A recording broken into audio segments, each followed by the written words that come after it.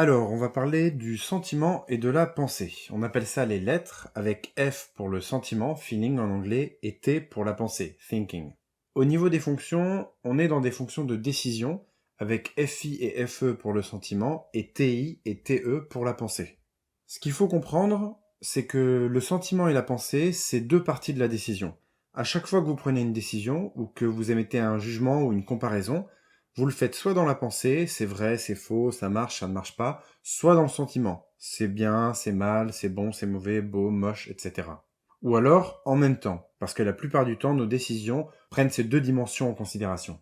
Alors le sentiment, c'est tout ce qui renvoie à l'importance des choses, aux valeurs, aux émotions. Car la fonction du sentiment, elle cherche à nous indiquer nos priorités. Et c'est en lien avec les émotions, parce que quand on ressent des émotions fortes, c'est souvent que quelque chose de très important pour nous est concerné. Pas quand il s'agit de choses dérisoires. Donc le sentiment, il nous fait ressentir des émotions et des sentiments, car ce qu'il veut, c'est ce qui est important pour nous et qui a de la valeur soit respecté dans nos décisions. Et la pensée, c'est tout ce qui renvoie à la nécessité, aux raisons et aux arguments. Car la fonction de penser, son but c'est d'être efficace. Sa responsabilité, c'est de faire en sorte que les choses fonctionnent, de résoudre les problèmes et d'utiliser les arguments et les raisons pour déterminer la meilleure façon de faire. Donc la pensée, c'est ce qui nous permet de décider avec un processus de raisonnement logique en quelque sorte. Les gens qui ont le sentiment en sauveur auront tendance à prendre leurs responsabilités avec les émotions, les valeurs, les priorités, au détriment des raisons, des arguments et de l'efficacité.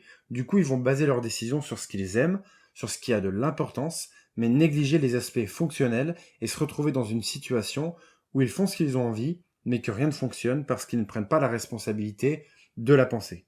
En revanche, les gens qui ont la pensée en sauveur, ils vont avoir tendance à prendre leurs responsabilités avec les raisons, le fonctionnement, l'efficacité, au détriment des émotions et des valeurs.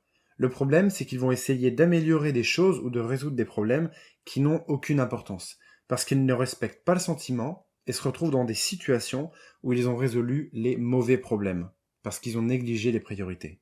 Donc en conclusion, pour prendre des décisions équilibrées, il faut être capable de prendre en compte à la fois le sentiment et l'importance des choses, mais aussi la pensée et la résolution de problèmes, comme le font les doubles décideurs. À l'inverse, les décideurs, ils vont se focaliser unilatéralement sur l'un ou l'autre, et c'est là que les problèmes arrivent, parce que leurs décisions sont soit beaucoup trop fonctionnelles et basées sur la résolution de problèmes, soit beaucoup trop émotionnelles basées sur les priorités alors que ça ne fonctionne pas.